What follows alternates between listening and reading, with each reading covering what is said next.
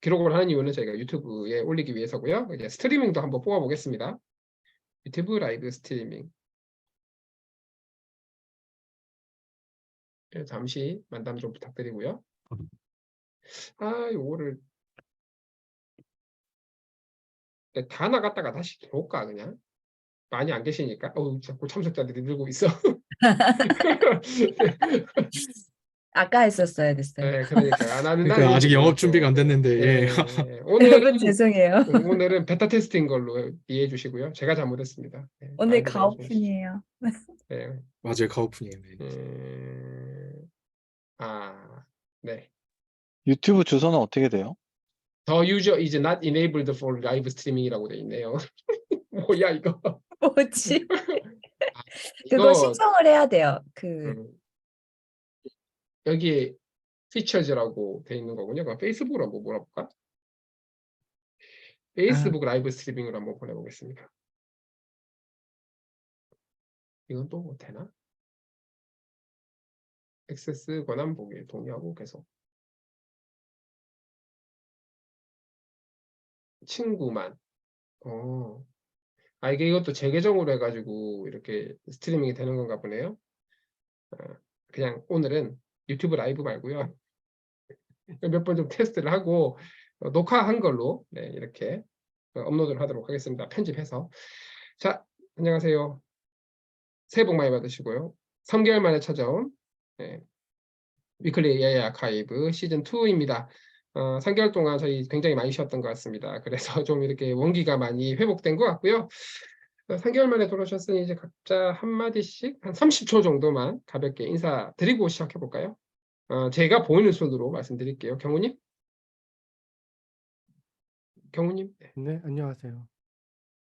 네, 30초 동안 지난 30초 3개월 어떻게 보내셨는지 부탁드립니다. 네, 지난 3개월 동안 연말에 뭐 결과를 한번 쏴봐라 그래가지고 열심히 만들어서 결과를 쏘고 결과를 더 만들어야 되는데 하고 이제 낙심을 좀 하고 있다가 이제 새해가 들어서 다시 으쌰으쌰 해보려고 논문을 열심히 읽고 있는 중입니다. 네, 수고 많으셨습니다. 연말에도 열심히 일했다 한 줄 요약되고요. 네, 새해 복 많이 받으시고요. 다음은 진호님. 네, 한번 쉬니까 이게 쉬는 것도 관성이 붙어가지고 푹 쉬게 됐는데 뭐 그냥 저는 회사 일 때문에 좀 바빴고 연말에 사실 네이버 한번 놀러 갔었는데 테리님이랑 같이 테리님 초대로 너무 좋더라고요. 일제판서 오셨군요. 네. 네, 저 일주일팔사 처음으로 가봤는데 예. 그게 연말에 가장 기억에 남는 일이었어요. 네, 저희 로봇 친화비팅 오셨으면 차라도 한잔 했으면 좋았을 텐데 사실 테리님도 굉장히 보기가 힘듭니다. 가끔씩 식당에서 보이시더라고요. 자, 다음은 드디어 우리 새로 합류한 우리 동현님 간단하게 자기 소개해 주시고 시작해 볼까요? 예, 와. 안녕하세요. 환영합니다. 네. 목소리 들리시나요? 잘 들립니다. 근데 약간 뭔가 예. 동굴 소리 느낌이에요. 울려 퍼지는. 지금 회사에 다시 왔고요. 회의실. 이제 못 쓰겠네. 일요일 날 사람 일 시키고 제가 뭐 대신 신고해드려요? 아니, 이거 하려고 왔습니다. 집에서 네, 그런 보다 거예요? 보니까. 네. 제가 그러면은 잡혀가는 거예요? 아니.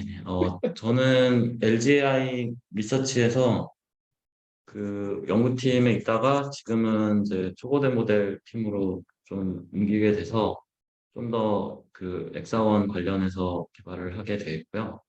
예, 그리고 예전부터 여기 좀 참여하고 싶은 마음도 있었는데, 근데 뭐 작년에 그 무진장 바빴어요. 예, 저 작년에도 연구팀이지만은 백사원 개발을 조금 했었어가지고 무지막지하게 바빴는데 이제 일단락 되고 조금 숨 좀 돌릴 수 있어서 좀 다시 참여했고요. 하지만 언제 다시 잠수를 탈지 왜냐면 저희가 그 초거대 모델이 저희 LG의 굉장히 중요한 사업 중에 하나라서 그래서 언제까지 될지 모르겠지만 열심히 활동하도록 하겠습니다.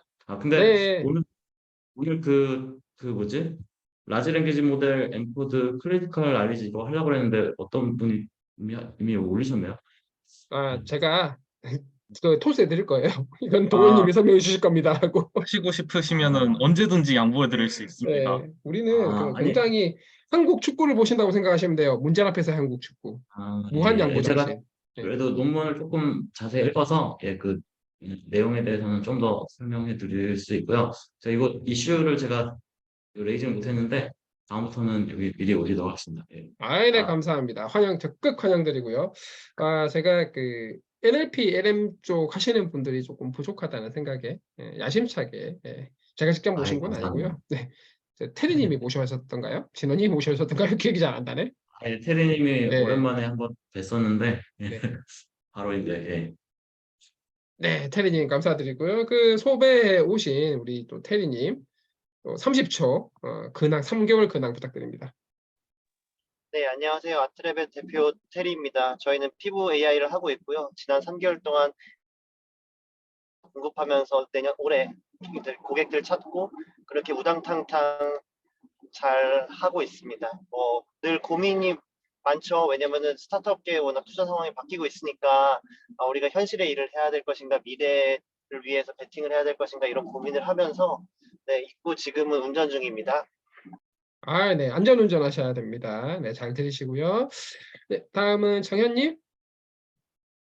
안녕하세요. 저는 일단 석사 디펜스가 끝났고요. 축하드립니다. 네. 와, 축하드립니다. 와, 박사 과정입니다. 저는 이제 박사 네. 선촉과 후 대위로, 네, 대위로입니다. 박사과정. 네, 계속 주시죠. 그래서 이제 연말에는 좀 집 좀 갔다 와서 쉬었고요. 그때 LG AI에서 아주 감사하게 저희 펀더멘털 ML 랩에서 연말 파티에 초대를 해주셔서 잠시 이제 가서 와인 조금 뺏어 먹고 왔고요. 그때 예. 와인 대폭발이었다라는 설이 있어요. 소문이 저도 들었거든요. 엄청 많이 소문이 거기까지. 예. 부럽더라고요. 네. 지금 이제 ICML이랑 시그메트릭스나 약간 좀 논문 또 준비 열심히 하면서 지금 랩에 있습니다. 네. 감사합니다. 네. 다음은 영도님. 네, 모듈연구소에서 AI 교육 관련된 업무를 하고 있는 김영도라고 하고요.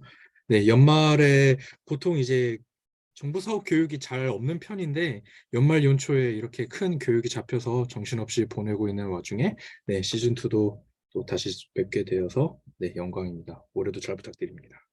네. 감사합니다. 그리고 새해 복 많이 받으시고요.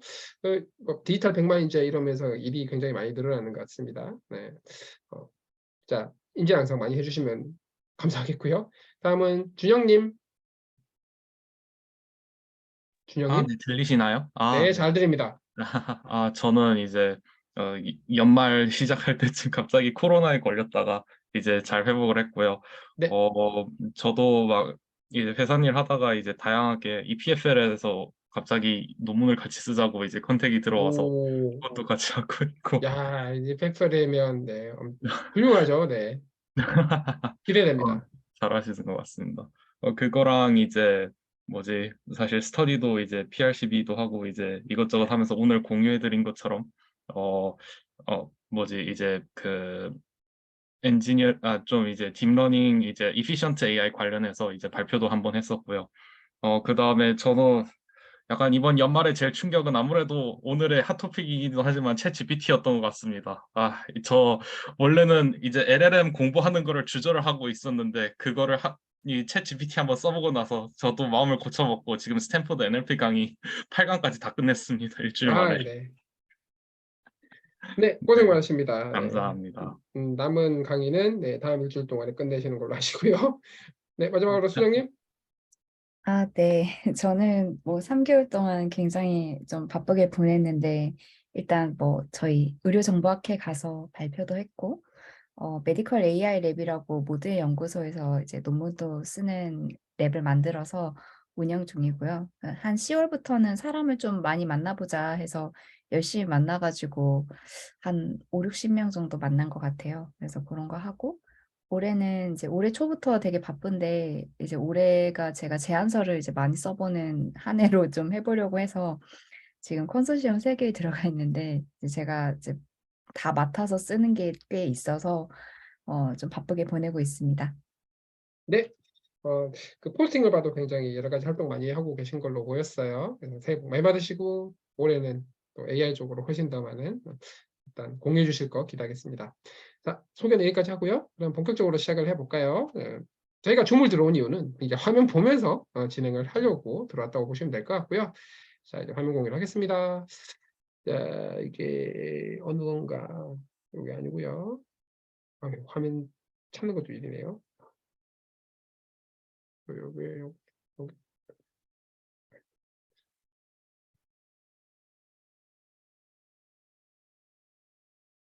공유. 그럼 저희 발표 순서는 기준이랑 유사하게 이제 깃허브에 올리신 순서대로 가나요? 네, 그렇습니다. 뭐 있겠습니까? 그냥 가는 거죠. 자, 이제 화면 보이시죠? 네, 잘 보입니다. 네, 네, 봅니다. 잘 네, 그럼 보입니다. 시작하겠습니다. 네, 정말 오랜만에 시작을 하다 보니까 한 번씩 그거를 말씀을 드려야 될 것 같아요. 아시겠지만 보통 지금 참가해 있으신 분들도 보통 이렇게 단골 분들이셔서 잘 아시겠지만 저희는 깊이 없는 근데 굉장히 깃털처럼 얇고 가볍게 대신에 아주 최근 내용 중심으로 소개를 드린다고 보시면 될 것 같고요. 뉴스도 있고 논문 이런 내용도 있습니다.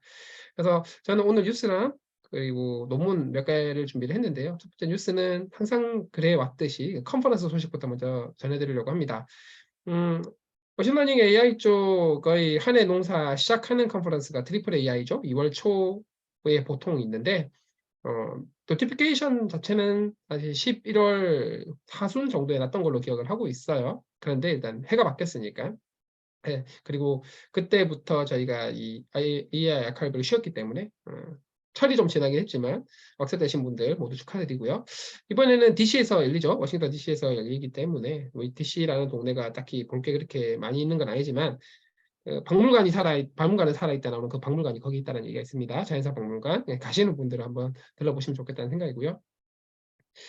네, 이제 ACL이랑 ICML 데드라인이 다가오고 있습니다. ACL은 ARR이라고 하죠. 저기 오픈 리뷰 기반의 롤링 리뷰는 벌써 데드라인이 끝났고요.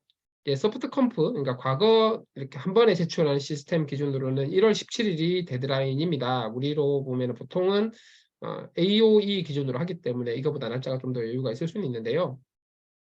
어쨌든 올해 첫 NLP 학회니까 많은 분들이 준비를 하고 계신 것 같습니다. 그래서 잘 마무리하시면 좋겠다는 생각이고, 그리고 ICML 데드라인이 다가오고 있습니다. 이번에는 ICML도 오픈 리뷰로 넘어왔고요. 우리 시간으로는 한 27일 새벽 5시. 머신러닝 학회는 예전에 아이클리어도 그랬던 것 같고 이게 되게 PDT 오후 시간대로 잡아버리니까는 우리 기준으로 굉장히 새벽 시간대에 물리는 안타까움이 있긴 한데 일단 뭐 남은 한 20일 정도 열심히 잘 준비해서 제출하시면 좋겠다는 생각이고요.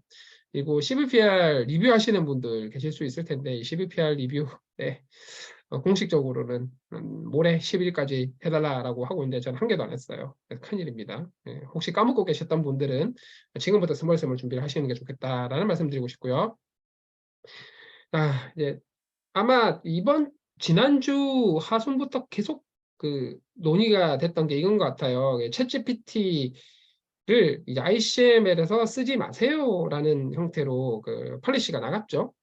근데 이거 도대체 쓰지 말라는 게 말이 되냐라고 부터 시작을 해서 도대체 어디서 얼마만큼 쓰지 말라는 거냐? 쓰지 말라고 얘기했는데 너네 잡을 수는 있냐? 그러면 라지 랭귀지 모델을 쓰지 말라고 얘기를 했는데 정확하게 라지 랭귀지 모델 서치에이드 챗GPT인데 그럼 도대체 라지 랭귀지 모델은 어디까지는 라지 랭귀지 모델이고 어디부터는 스몰 랭귀지 모델이냐? 뭐 이런 얘기까지 굉장히 많이 나오고 있습니다. 그래서 아직 첫 번째 그 컬포 페이퍼에서 라지 랭귀지 모델 관련된 지침이 나가자마자 그 언론사 쪽에서 문의가 들어오기도 했어요. 실제로 트위터에서 많이 얘기도 되기도 했고, 그래서 바로 그 오거나이징 커미티 슬랙에서 굉장히 많은 논의가 진행이 됐습니다. 이거 어떻게 대응하는 게 좋을까? 그래서 굉장히 신중하게 굉장히 많은 논의가 진행됐고요. 어쨌든 기술적으로 못 잡는 거는 모든 오거나이징 커미티도 다 알고 있는데 그보다는 어쨌든 첫 번째는 챗GPT 이후 첫 머신러닝 컨퍼런스고 그래서 여기서는 어떤 기술적으로 굉장히 구체적인 디테일이 있는 어떤 정책보다는 어떤 방향성 그래서 특히 이 학술 대회 쪽은 표절 관점에서 굉장히 엄격하기 때문에 다른 사람 논문을 그대로 복사해 와서 붙이는 게 안 되듯이 상상된 결과도 그대로 복제해 와서 붙이는 거는 아닌 것 같다. 이런 철학에서 출발했던 것 같고요. 물론 그래머리나 번역기 같은 걸 쓰면서 논문을 쓰고 있는 것들도 있기 때문에 기본적으로 에디트를 하거나 리파인을 하는 거는 뭐 괜찮긴 한데 이거를 그대로 복붙하는 형태가 아니도록 그거는 말 그대로 이제 연구자의 어떤 연구 행위 관점에서 이슈가 있다. 뭐 이렇게 정리를 했던 것 같아요. 그래서 TLDR로 잘 정리가 되어 있으니 그런 관점에서 봐주시면 될 것 같고요.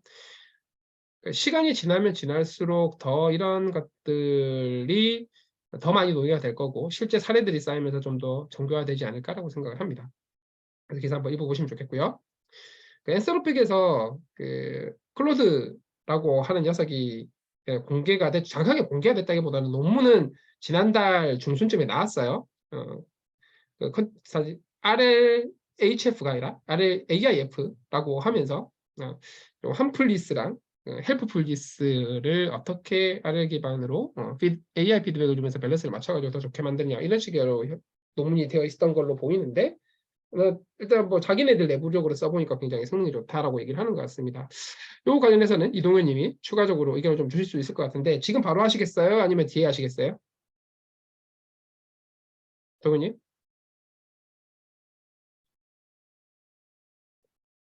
동현 님? 아예 제가 마이크를 안 켜고 예 네. 말씀을 드렸는데 예. 네네. 어떻게 코멘트를 드려야 될지 모르겠는데 엔트로피 클라우드는 제가 지금 처음 들어가지고요. 네네. 네네네네. 그리고 이게 챗GPT가 지금 RLHF를 썼다고 하긴 하는데 일단 제가 아는 것만 아는 거 위주로만 말씀드릴게요. 그 오픈AI가 그 인스트럭시피티 논문을 발표하고 나서 그 다음에 텍스트아벤치 공공위가 나와서 이제 모든 사람들이 이제 그 텍스트아벤치 공공위가 이제 RL로 학습한 거라고 다들 이렇게 믿고 이제 하고 있었는데 그 오픈AI가 이제 그 조금 저기 한 게 뭐냐면 그 밑에다가 그 풋노트를 달아놨어요. 그러니까는 이 텍스트 아벤치 공공이니까 API 모델과 그 이 논문의 방법이 좀 다를 수도 있다. 이렇게 풋노트를 달아놨는데 그러다가 이제 한 몇 달 전부터 뭐 좀 뭐라 그래야 되지? 몇 달 전부터 이게 그 텍스트 아벤치 공공이가 R이 아닐 수도 있다라는 얘기가 나오다가 이제 그 얘네가 이제 확정을 지었죠. 그러니까는 텍스트 아비치 002는 RL로 한 건 아니다. 확정을 짓고 근데 그게 텍스트 아비치 003이 나오면서 003은 RL이 맞는데 뭐 002는 RL까지는 아니다. 뭐 feedme라는 방법을 썼다고 하는데요. 하여튼 그렇게 되고 나서 챗GPT가 그 다음 바로 나왔는데 이거는 또 RLHF라고 했다고 해서 하지만 저는 조금 잘 못 믿을 것 같아요. 이 오픈AI가 그 생각보다 그 좀 블로핑을 많이 합니다. 이 자기네 기술에 대해서. 그러니까 논문도 많이 쓰지만 블로핑도 많이 해서 좀 확실하지 않아요. 근데 엔스로픽은 옛날부터 RHF 굉장히 많이 쓴다고 논문에 막 이렇게 얘기를 많이 해서 근데 확실한 거는 뭐냐면은 그 회사에서 발표한 그 모델 같은 경우에는 그 안에 어떤 블랙매직이 있는지가 좀 확실하지 않은 것 같아요. 예, 그래서 이게 뭐 어떤 RL의 효과인지 뭐 어디까지가 RL 효과고 뭐 어디까지가 인스트럭션 튜닝이고 그게 뭐 저는 조금 이 이후로 좀 의심을 하게 돼서 근데 그 엔트로픽이 RLHF는 훨씬 더 빡세게 해왔던 것 같고요. 그 RLHF도 뭐 논문에는 PPO를 썼다고 하는데 뭐 이게 또 정확히 어쨌든 그 논문과 그 실제 모델 사이에 그 간극이 뭐 있는 것 같습니다. 제가 볼 때는 그 네. 블랙메일 중에 가장 중요한 거는 또 그 발표를 안 하는 게 아닌가 그 네. 정도 알겠습니다. 네. 이쪽 산업이 점점 커지면서 블랙매직이 좀 더 많아지는 부분이 있는 것 같고요. 일단 엔트로픽이 오픈AI의 GPT-3 알짜 멤버들이 나와서 만든 그룹이죠. 스타트업이기도 하고 엔트로픽은 되게 좀 이런 특히 세이프티 AI 쪽으로 좀 더 집중을 많이 하는 것 같아요. 그래서 지금 여기 지난달에 공개한 이 Constitutional AI라고 하는 이 연구 자체가 이게 실제로 데모로 내부 데모죠. 아직까지는 곧 공개할 것 같긴 한데 어쨌든 클로드도 얘를 구현한 것 같긴 하고 써본 사람들은 뭐 클로즈도 되겠지만 굉장히 뭐 만족도가 높다라고 얘기를 하니까 좀 기대가 되긴 하네요. 자세한 메서드는 요 논문을 읽어보시면 될 것 같습니다. Constitutional AI. 네. 그리고 CES가 한참 열리고 있죠. 이제 거의 다 끝나가고 있는데 CES 2023 대해부 웨비나를 AI 미드 프로그램에서 진행을 했던 것들이 있기 때문에 요 링크 타고 들어가셔서 보시면 될 것 같고요. 자, 이제 리서치 얘기로 넘어가겠습니다. 첫 번째는 뉴럴 코덱 랭귀지 모델 제로샷 텍스트 투 스피치 신테사이저라는 논문이고요. 이거 어제인가 그저께인가 공개가 된 것 같습니다. 마이크로소프트에서 공개를 했는데 아키텍처 딱 보시면 달리랑 거의 비슷한 스타일을 거의 똑같은 스타일이라고 보시면 되는데 이미지 대신에 오디오를 생성하는 구조라고 보시면 될 것 같습니다. 그래서 목적은 제로샷 텍스트 투 스피치를 하는 것인데 프롬프트를 받는 거다 보니까 사람 목소리를 프롬프트로 받는 순간 이 사람 목소리에 맞춰가지고 하는 것도 되고 굉장히 기존에 나와 있던 제로샷 텍스트 투 스피치보다 훨씬 더 잘 된다라고 얘기를 하는 것 같습니다. 기본적으로 오프 더 쉘프 오디오 인코더를 여기다 쓰고요. 그리고 이제 아무래도 랭귀지 모델 스타일로 가려다 보니까 토큰을 만들기 위해서 벡터 퀀타이즈도 시키고요. 그리고 유로 코덱 랭귀지 모델이라고 얘기를 했지만 결국 기본적으로 랭귀지 모델 스타일로 비슷하게 하고 그다음에 토큰 만든 다음에 이 토큰 만든 거를 오디오 디코딩을 한다. 이런 구성이라고 보시면 될 것 같아요. 그래서 텍스트 프롬프트랑 오컬트 프롬프트를 봤는데 텍스트 프롬프트를 받는다는 거는 기본적으로 텍스트 투 스피치로 텍스트 넣은 거에 대해서 나머지 텍스트를 생성한 다음에 걔를 오디오로 바꾸는 게 되는 거겠지만 이 어쿠스틱 프롬프트를 3초 정도만 넣으면 그 입력한 목소리랑 굉장히 비슷한 형태로 그 다음 말들을 막 만들어 간다는 측면에서 굉장히 재미있는 혹은 비즈니스적인 임팩트가 있는 어플리케이션도 만들 수 있을 거라 생각을 하고요. 데모는 여기 들어가셔서 확인해 보시면 될 것 같습니다. 저 그래서 궁금한 점이 한 가지 있는데요. 네, 사실 아이디어 자체는 되게 인투이티브해 보이는데 예전에 이제 안 됐었는데 이제는 되는 이유가 따로 있나요? 글쎄요. 저도 이 논문 자체를 열심히 읽어본 건 아닌데, 그 합성이 보면은 커런트 시스템즈 있잖아요. 보시면 트레이닝 데이터 숫자가 그렇게 많지 않았어요. 합성 월드는. 임식 월드는 꽤 많이 썼거든요.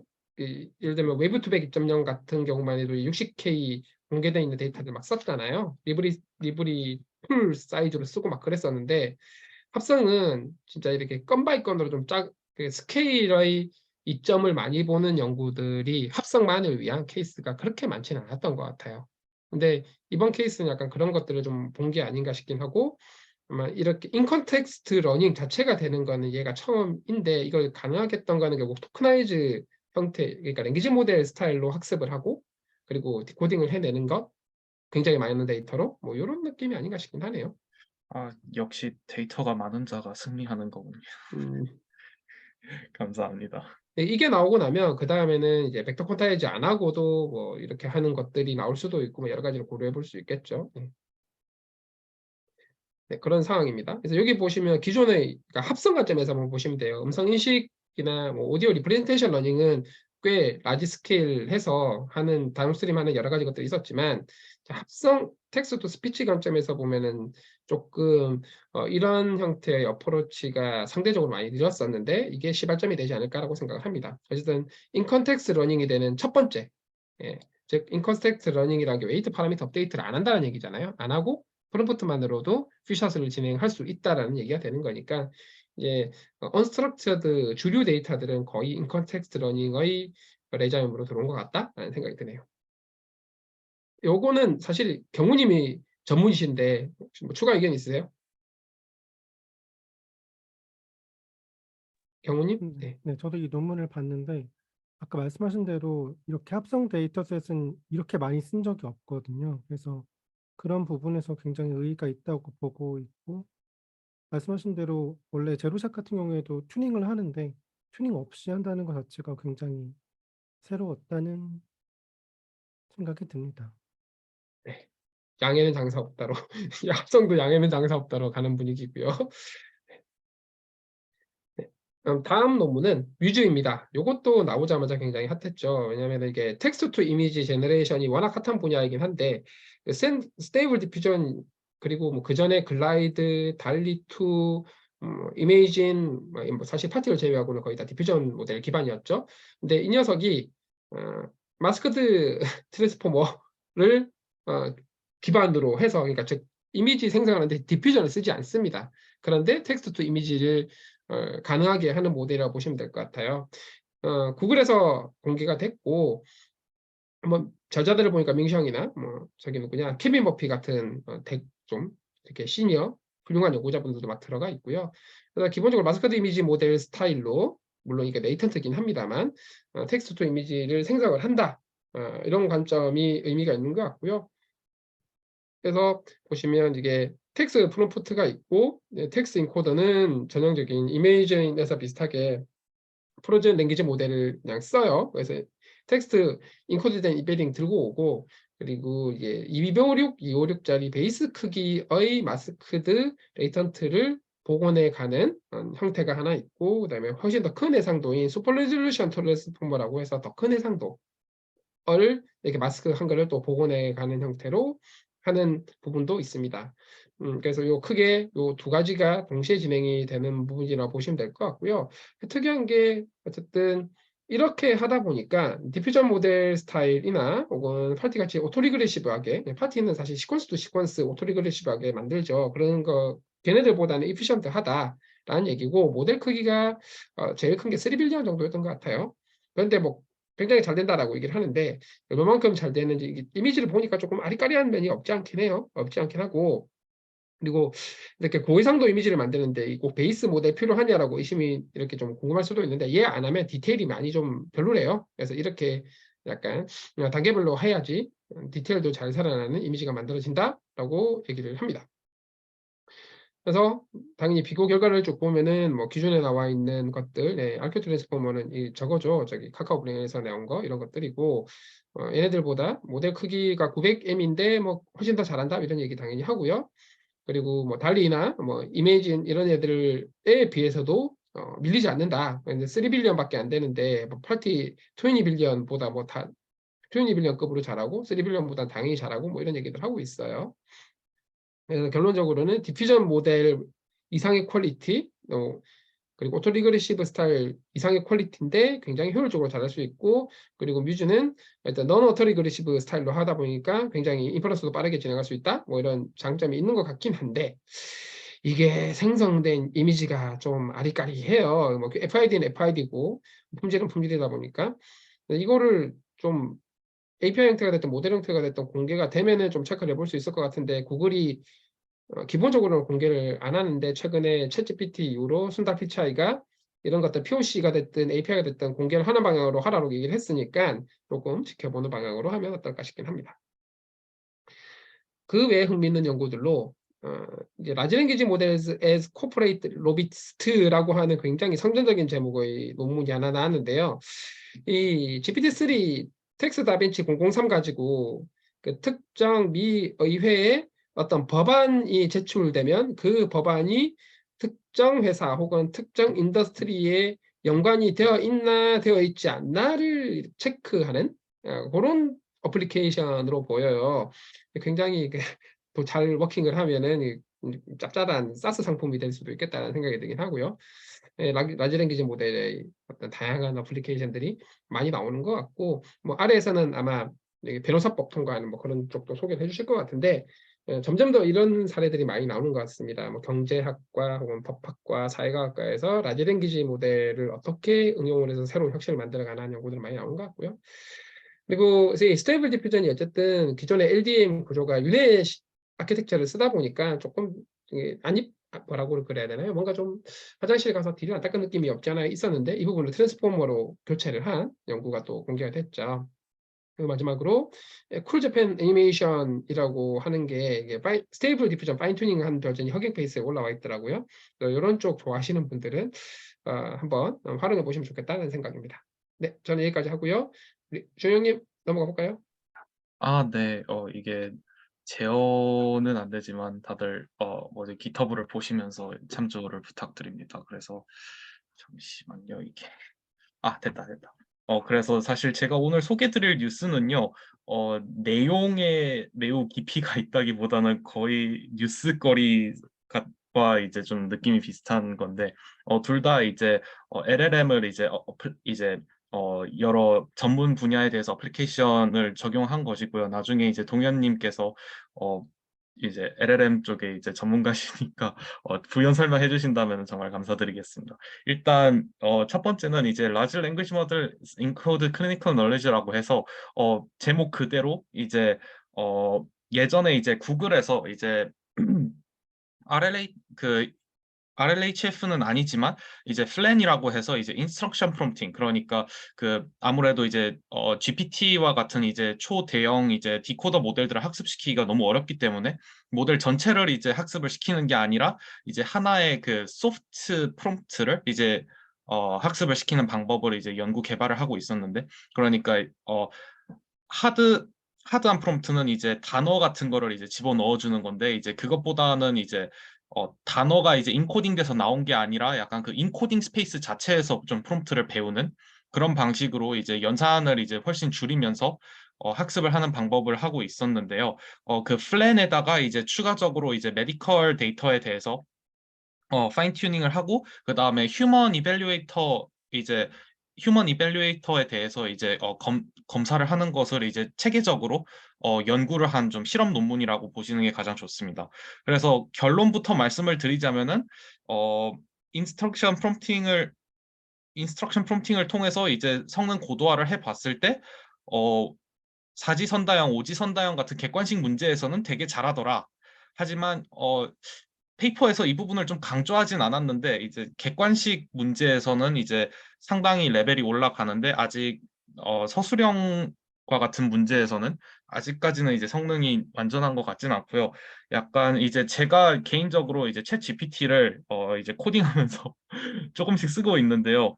이 약간 갈락티카 나왔을 때도 다들 이제 굉장히 그럴싸하면서 막상 알고 보면은 이 잘못된 정보가 많다고 되게 컴플레인이 많았었는데, 챗 GPT한테 이제 코딩을 맡겨 놓으면은 그런 이슈들이 되게 많이 생기는 것 같더라고요. 그래서 아직까지 이제 전문성을 어떻게 LLM한테 학습시킬까? 그러니까 단순히 그럴싸하게 학습시키는 게 아니라 어떻게 이제 전문성을 완전히 학습시킬까는 아직 끝나지 않은 것 같고, 이제 좀 아무래도 이제 사지선다형이나 객관식 문제들 같은 경우에는 그 질문 자체가 사실 상당히 많은 정보와 이제 프롬프팅이 이제 그 시츄에이션 자체에서 제공을 해주고 있기 때문에 그래도 성능이 잘 나오는 것으로 이제 비교 결과를 이제 보여주고 있는데요. 이렇게 이런 식으로 이제 그래도 많이 발전을 하고 있는 것 같고, 실제로 이제 카카오 브레인에서도 지금 이거를 이제 내후년쯤 이제 상품화한다고 이제 임상을 보는 걸로 이제 하고 있어서 그래도 다들 관심사로 이제 많은 도움이 될 것 같습니다. 그 아래에는 이제 제목이 이제 위에 있는 거는 이제 구글하고 이제 딥마인드 팀에서 만든 거여서 이제 플랜 기반으로 했었는데, 이제 아래에 있는 페이퍼는 이제 GPT takes a bar exam이라고 해서요. 아예 다른 어디였더라? 플로리다였나?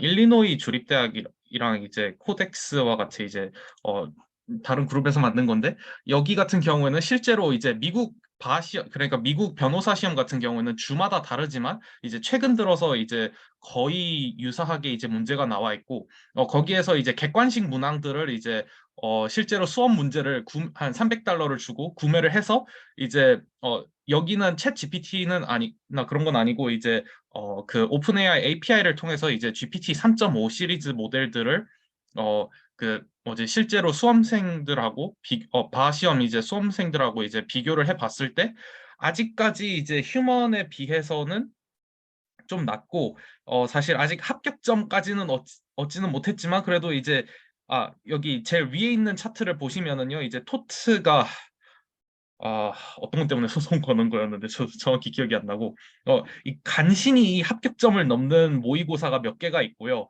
그 다음에 이 분야마다 이제 조금씩 다르지만 그래도 예전 모델들에 비해서 그리고 이 프롬프트를 되게 열심히 고도화를 했을 때 상당히 이제 성능이 올라가고 있는 것을 이제 볼 수가 있습니다. 그래서 저도 당연히 이게 막 인간 전문가를 대체할 거다 그렇게 생각하진 않고요. 사실 지금 단계로서는 이 인간 전문가한테 도움보다는 이제 디버깅 하는데 이제 더 문제를 많이 일으키는 것 같기는 한데 이런 식으로 이제 약간 챗 GPT가 나온 이후에 사실 LLM을 이제 어플라이 하는 게 좀 예전에는 물론 미래 언젠가는 할 거지만 좀 아직 먼 미래다라는 느낌이다가 요즘에는 이제 좀 가까운 미래로 좀 확 끌려온 듯한 느낌인 것 같습니다. 혹시 동현님 약간 이 부분에 대해서 좀 더 보강 설명해 주신다면은 매우 감사하겠습니다. 네, 저기 그 혹시 화면을 공유해도 될까요? 그 저기 뭐야 논문 보면서 가능? 예, 감사합니다. 예. 네네, 요 논문이고요. 제가 사실 오늘 급하게 좀 읽었는데 저기 기탑에 못 남겨서 죄송합니다. 강남에서 오는 거. 예. 요거는 아까 올리신 화면보다 요게 더 좀 이거를 딱 얘기하는 그런 그림인데요. 일단은 구글에서 그러니까 540빌리언 가지고 이제 실험을 했다가 이제 요거 가지고 이제 메디컬 QA를 실험을 하고 그 다음에 이제 플랜팜이라고 이제 인스트럭션 튜닝을 한 걸로 실험했는데 이 지금 오른쪽에 보시면 아시겠지만 기존 소타 대비 뭐 17%가 올랐다. 그래서 인스트럭션 튜닝만 해도 이게 이제 엄청나게 에큐러시가 올라간 걸 볼 수 있고요. 근데 거기에 그치지 않고 이제 퓨샷 인컨텍스트 프롬프팅을 하고 그 다음에 당연히 앞에다가 인스트럭션도 집어넣고 거기다가 플러스 알파 하나를 더했어요. 하나를 더한 게 이제 인스트럭션 프롬프트 튜닝이라고 해서 똑같이 인스트럭션 주고 퓨샷 인컨텍스트 example 주고 하는데 그게 이제 거기에다가 메디컬 아마 메디컬 QA 데이터셋인 것 같은데 메디컬 QA 데이터셋으로 그거를 파인 튜닝을 한 번 더 하는데 그 파인 튜닝을 하지 않고 그러니까 그냥 풀 파인 튜닝을 하지 않고 앞에다가 소프트 프롬프트 하나 둬가지고 그래서 소프트 프롬프트를 튜닝했다는 얘기입니다. 그래서 그걸로 이제 GPT가 이 메디컬 도메인에 좀 어댑테이션이 되겠다. 그게 좀 골자예요. 그러니까 방법론이 새로운 거는 이거 하나뿐이에요. 예, 좀 이해가 가시나요? 제가 설명을 그러니까 예를 들면 이제 인스트럭션 튜닝은 그냥 제너럴한 걸 해서 플랫폼을 만들었는데 이거를 이제 메디컬 도메인에 이제 어댑테이션 하기 위해서 똑같이 인스트럭션에다가 퓨샷 이그젬플을 넣고 그다음에 그거를 이제 메디컬 QA 데이터셋으로 한 번 더 파인 튜닝을 하는데 풀 파인 튜닝을 한 게 아니고 앞에다가 소프트 프롬프트라는 거는 맨 밑에다가 토큰을 넣는 게 아니고 거기 인베딩 벡터를 그냥 이제 학습을 하는 거죠. QA 데이터. 그러면은 이게 조금 더 얘가 메디컬 도메인에 맞게끔 이제 튜닝이 됐다는 얘기고요. 저 질문 한 가지 있는데 제가 인베딩 스페이스에서 이제 토큰 학습을 했다고 이제 표현을 했는데 혹시 그게 맞는 표현인지 이제 약간 궁금했었습니다. 저는 예, 맞아요. 예, 그러니까 예, 인스트럭션이랑 그러니까 기존에 하던 프롬프팅은 그대로 두고요. 그러니까 타스크 인스트럭션 그리고 이제 인 컨텍스트 이그젬플은 그대로 두고 앞에다가 뭐 하나나 뭐 몇 개 토큰의 인베딩을 이제 학습을 하는 거죠. 메디컬 QA 데이터셋을. 예, 그래서 소프트 프롬프트 같은 경우는 이제 NLP 하시는 분들은 이제 되게 익숙한 그런 방법인데 그거를 그걸 왜 하냐?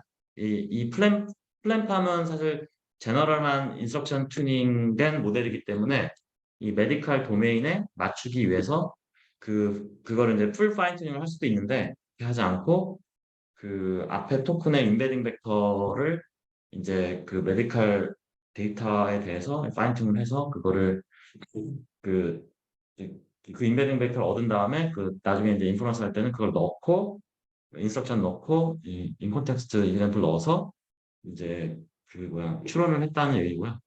여기서는 보통 사지선다가 거의 주라고 얘기를 하고요. 그리고 이제 저기 뭐야 저기 그냥 롱폼 QA도 하나 있어요. 하나 있는데 보통 사지선다가 주인 것 같습니다. 그래서 이걸 보면은 그래서 뭐 방법론은 그렇게 다르지 않고요. 여기서는 강조하는 거는 이제 플랜팜만 하더라도 이게 지금 인스트럭션 튜닝 모델 중에서는 아마 제일 좋은 걸로 알고 있는데 애큐러시가 굉장히 많이 올라가고 여기서도 보면은 앞에서는 이제 플랜팜만 계속 얘기를 하거든요. 그래서 갈락티카나 고퍼나 친칠라보다 훨씬 뭐 나은 게 나오고요. 그다음에 얘가 이제 또 한 것 중에 하나는 COT를 하는데 체인 오브 서스를 하는데 셀프 콘시스턴시 인퍼런스를 했다고 해요. 그러니까 그게 별게 아니고, 그러니까 COT를 하면은 이제 여러 가지 리즈닝 하는 것들을 다 이렇게 생성을 하잖아요. 근데 그거를 샘플링을 여러 번 한 다음에 COT 보면 리즈닝 한 다음에 뒤에 이제 앤서가 이렇게 나오는데 그거를 샘플링을 여러 번 해서 여러 개의 리즈닝 패스를 다 생성하게 해서 그 중에서 답이 제일 많이 나오는 거를 이제 답으로 삼는 그것도 했다고 하고 이제 요거는 뭐냐면은 이제 셀프 컨시스턴시 인퍼런스 할 때 예를 들어서 얘가 리즈닝 패스 해가지고 앤서 나오는 거를 한 10번을 했어. 10번을 했는데 8번이 같은 답이 나온다. 그러면 이거는 컨피던트한 답이다라고 생각해서 이제 앤서를 내고 근데 만약에 10번을 샘플링해서 이제 답이 다르게 그러니까 다 다르게 나온다 그러면 이거는 언설튼티가 높다. 그래서 이거는 이제 답을 안 하게 하는 그런 것도 실험했나 봐요. 그래서 언설튼티 에스티메이션도 했다. 뭐 이렇게 나오고 있습니다. 일종의 그리고 앙상블로 보는 게 맞나요? 영상글로 볼 수도 있고요. 근데 이제 그거 한 논문이 이제 논문 제목이 셀프 콘시스턴시라고 해서 그렇게 다들 부르나 봐요. 그래서 그렇게 했더니 플랜팜보다 매드팜이 이제 훨씬 더 잘 나왔다는 거고요. 이게 이제 여기서 이제 가장 중요하게 여기는 거는 아까 인스트럭션 소프트 프롬프팅 그러니까 맨 앞에 인베딩 벡터 학습한 거 그거고 그다음에 뭐 언설티 에스티메이션 그리고 COT 이런 거 다 쓰면은 요 정도 나온다라고 얘기를 하는 거고요. 그래서 뭐 방법론적으로는 뭐 이렇게 뭐 크게 특별한 건 없고요. 다만은 이제 모델 자체를 어마어마하게 큰 걸 썼기 때문에 저희가 좀 따라할 수 있는 건 아닌 것 같고 그래서 뭐 이렇게 그냥 롱폼에서도 뭐 잘 내고 있고 그리고 요 실험을 이제 좀 나눠서 했더라고요. 그러니까는 이게 만약에 콘텍스트가 주어지는 경우에는 이게 이제 컴프레hension을 잘했다고 할 수가 있어서 컴프레hension을 얼마나 잘했나 뭐 이런 거 보는데 이거는 뭐 큰 차이가 없고 그다음에 여기서 강조하는 게 리트리버인데요. 얘가 이제 무슨 리트리버 모델이 이렇게 껴있는 건 아니고요. 그냥 이제 LLM에서 이제 뭔가 메디컬 퀘스천을 딱 던지면은 올바른 정보를 가져왔느냐 그거를 따로 봤어요. 그러니까 그건 이제 퀘스천에 따라서 올바른 정보가 가져오면은 그냥 정답이 되는 퀘스천 같은 경우에는 플랜팜보다 매드팜이 훨씬 높았다. 그래서 뭐 여러 가지 테크닉들, 뭐 COT, 셀프 컨시스턴시 그리고 뭐 인서션, 소프트 프롬프팅 등등등이 이제 요거에 좀 먹혔다는 거고요. 그리고 이제 코렉트 리즈닝은 리트리버리 잘 됐다고 생각했을 때 정보가 다 주어져도 그거를 가지고 여러 가지 추론을 해야지 답을 낼 수 있는 문제 그런 거는 또 따로 좀 승능을 해봤는데 그런 거의 갭은 요거보다는 좀 작다는 그런 얘기입니다. 그래서 그런 내용이고요. 제가 이거 보고 좀 느낀 거는 뭐냐면 예, 지금 제가 읽은 만큼 설명을 다 했고요. 이거의 시사점은 전문가 언어 모델을 만들려고 하는데 그러면 전문가 커퍼스로 다시 학습을 해야 되냐라는 질문을 던질 수가 있거든요. 갈락티카 같은 경우에는 그건 아예 그냥 논문 데이터를 주로 써서 학습을 했다고 하더라고요. 근데 이거는 그렇지 않죠. 그냥 분명히 전문가 모델인데 그냥 이렇게 QA로 그냥 파인 튜닝만 어느 정도 하는 거고 그냥 탐을 학습하는데 썼던 코퍼스에 비해서 그 메디컬 코퍼스는 진짜 조금밖에 안 썼기 때문에 그래서 이게 결국에는 이제 최근에 뭐 그게 이제 완전 정답은 아니겠지만 라지 랭귀지 모델은 모든 걸 알고 있고 특히 팜 같은 경우는 540B면은 그 별의별 콘텐츠 그 코퍼스 다 썼을 거 아니에요. 모든 걸 다 알고 있고 그거를 어떻게 잘 거기서 끄집어내느냐 그 방법이 인스트럭션 튜닝이나 프롬프팅이 아닌가 난 뭐 이런 생각을 했습니다. 네, 네, 여기까지. 네, 감사합니다. 약간 자세한 설명 감사드립니다. 네. 약간 제 개인적인 경험상 이제 뭐지 코딩을 할 때 이 플래그를 이제 소문자 M으로 줘야 되는데 대문자 M으로 이제 챗GPT나 LLM들이 주는 경우가 있더라고요. 약간 그래서 음. 아직까지는 약간 오히려 그런 게 디버깅하기가 힘들 수도 있다는 생각도 들긴 하네요. 네. 네, 좋습니다. 마지막으로 빨리 이제 한 말씀 그 제일 밑에 있는 이제 제가 HPC4 딥러닝이라는 발표를 이제 하나 했었는데요. 사실 여기 계시는 분들 상당수는 이제 워낙 전문가셔가지고 좀 인트로덕터리한 내용이기는 한데 이제 약간 GPU 하드웨어랑 이제 우리가 쓰는 소프트웨어가 이제 어떻게 연계가 되는지 좀 약간 이피션트 AI 하드웨어 약간 그런 거에 대한 소개를 이제 한 100분 정도 이제 진행하는 이제 세미나를 했었습니다. 그래서 약간 실무자들이나 이런 쪽 분야에 관심이 있는 분들께 약간 실제 코드를 어떻게 더 짜면은 좋을지 그리고 왜 이런 트레이드오프가 있는지 보시면은 이제 도움이 될 수 있을 것 같습니다.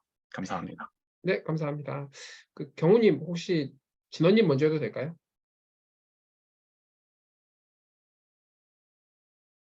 진원님 바로 직접 네, 먼저 공유 하셔도 가능하세요? 됩니다. 네. 공유야? 진원님 예, 직접 공유하시겠어요? 아니면 제가 할까요? 잠시만요.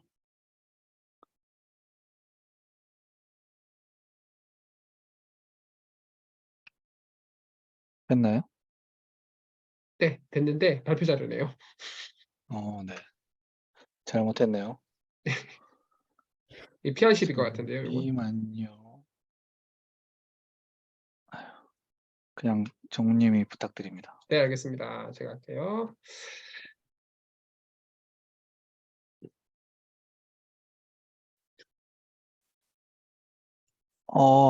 네. 뜨겁죠? 앞에 동현님이 네, 너무 자세히 설명해 주셔가지고 저희는 취지에 맞게 그럼요. 간단하게 하도록 네. 하겠습니다. 첫 번째로 제가 소개해드릴 논문은 사실 나온 지 한 달 정도 작년 12월 초에 나온 메타에서 Scaling Language Image Pre-training via Masking이라는 논문인데 뭐 이제 클립에다가 마스크드 오토 인코더를 적용한 그냥 딱 그게 다예요. 그래서 여기 첫 번째 그림 보시면은 원래는 이제 마스킹을 안 하고 회색 말고 하늘색으로 된 전체 이미지를 VIT에 넣으려면 저렇게 패치를 뜯어가지고 넣는데 그거를 이제 회색 부분 마스킹을 해가지고 마스킹 된 건 빼고 나머지만 넣겠다. 근데 마스킹 하는 비율이 50% 이제 성능 제일 좋은 건 50%고 75%도 뭐 나쁘지 않게 나와요. 그러면 이제 50%라고 하면은 절반만 쓰니까 당연히 어텐션 할 때 그 컴플렉시티가 줄어들 거고 속도가 빨라지겠죠. 트레이닝 하는데 걸리는 시간이 굉장히 많이 거의 이제 2배 빨라지는데 그러면서 성능도 잘 나오니까 이게 굉장히 좋은 방법이다. 이제 이런 얘기고요. 엄청 단순한 아이디어는 딱 저게 다예요. 그냥 아무것도 없고 마스킹해서 쓰겠다. 근데 이제 인퍼런스 할 때는 그럼 어떻게 하냐면 인퍼런스 할 때는 마스킹 안 된 이미지를 그냥 넣고 하는데 그래도 잘 됩니다. 결과 보면은. 근데 트레이닝 할 때랑 인퍼런스 할 때랑 데이터 디스트리뷰션 좀 다르지만 그게 잘 리커버가 되고 그거를 이제 또 하기 위해서 뭐 이제 마스킹 안 한 걸로 약간 마지막에 트레이닝 좀 파인 튜닝 더 해주는 테크닉도 쓰기는 하는데요.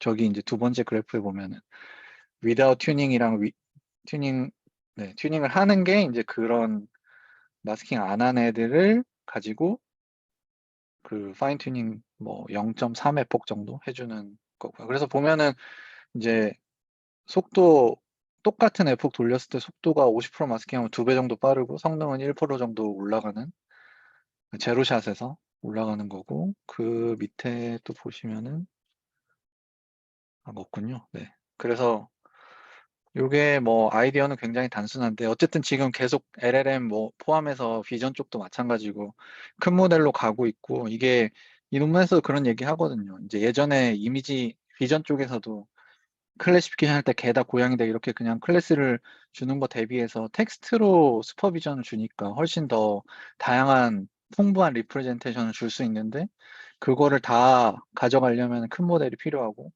그러려다 보니까 트레이닝 하는데 시간이 오래 걸리고 뭐 여러 가지 문제가 있으니 뭐 환경적인 이슈도 있고 이런 방법이 필요하다, 뭐 이런 얘기를 하고 있는 논문이고요. 그 다음은 타이니 MIM이라고, 네, 하정우 소장님이 요거 하면 어떻겠냐고 해서 퀵하게 읽어봤고요.